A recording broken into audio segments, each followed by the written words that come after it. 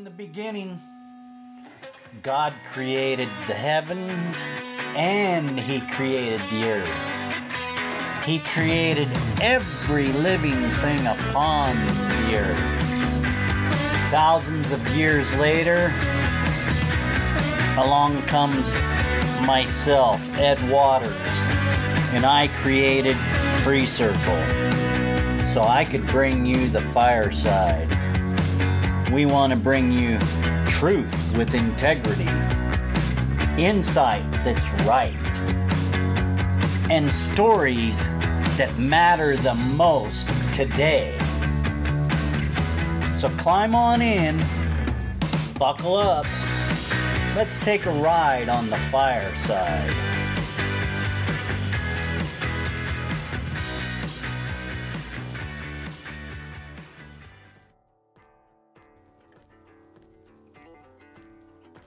Welcome to the Tuesday Night Live Show. I'm Ed with Free Circle, and I'm your host tonight. We want to take a moment and we want to make this show a tribute to George H.W. Bush. Personally, I did not agree a lot with George Bush. However, I respect the man for several reasons. And those are personal reasons, and I'll keep those to myself. However, the man was a World War II veteran. The man was shot down in service of his country. The man was a representative for Texas. The man was successful in business. The man was successful in duty. And he was our president of this United States of America. So with that,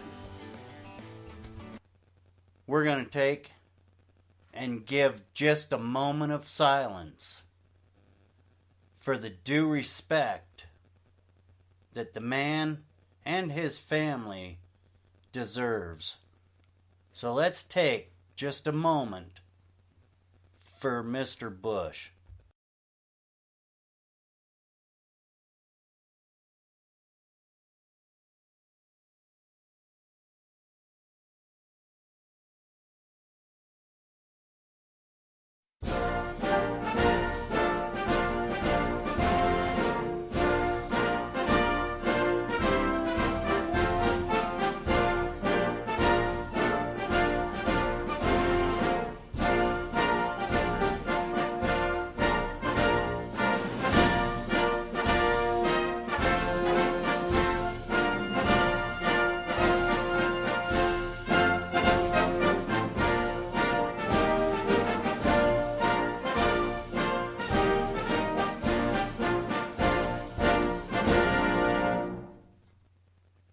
Thank you, President Bush, for your service to this country.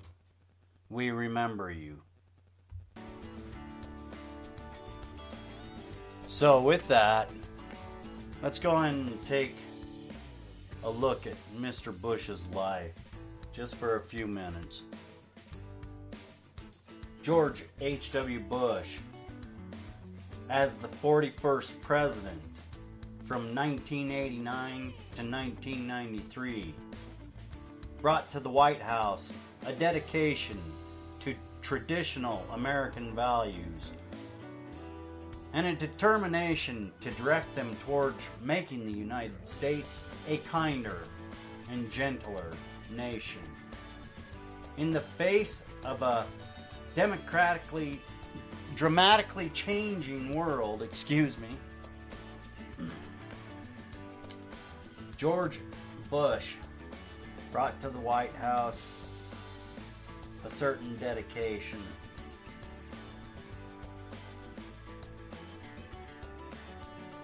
In his inaugural address, he pledged in a moment rich with promise to us American strength as a force for good. To use American strength for the force of good. I am having a tongue twister night tonight. I do apologize. Please bear with me. But let's carry on. Coming from a family with a tradition of public service, George Herbert Walker Bush felt the responsibility to make his contribution both in time of war and in peace. Born in Milton, Massachusetts on June 12, 1924, he became a student leader at Phillips Academy in Andover. On his 18th birthday, he enlisted in the armed forces. The youngest pilot in the Navy when he received his wings, he flew 58 combat missions during World War II. On one mission over the Pacific, as a torpedo bomber pilot, he was shot down by Japanese aircraft fire and was rescued from the water by a U.S. submarine. He was awarded the Distinguished Flying Cross for bravery in action. Bush next turned his energies towards completing his education and raising a family. Excuse me. In 1945, he married Barbara Pierce. They had 6 children: George, Robin, who died as a child, John, known as Jeb, Neil, Marvin, and Dorothy. At Yale University, he excelled both in sports and in his studies. He was captain of the baseball team and a member of Phi Beta Kappa. After graduation, Bush embarked on a career in the oil industry of West Texas. Like his father, Prescott Bush, who was elected a senator from Connecticut in 1952, George became interested in public service and politics. He served 2 terms as representative to Congress from Texas. Twice he ran unsuccessfully for Senate. Then he was appointed to a series of high-level positions: ambassador to the United Nations, chairman of the Republican National Committee, chief of the U.S. Liaison Office in the People's Republic of China, and director of the Central Intelligence Agency. In 1980, Bush campaigned for Republican nomination for president. He lost, but was chosen as the running mate by Ronald Reagan. As vice president, Bush had responsibility in several domestic areas, including federal deregulation and anti-drug programs, and visited scores of foreign countries.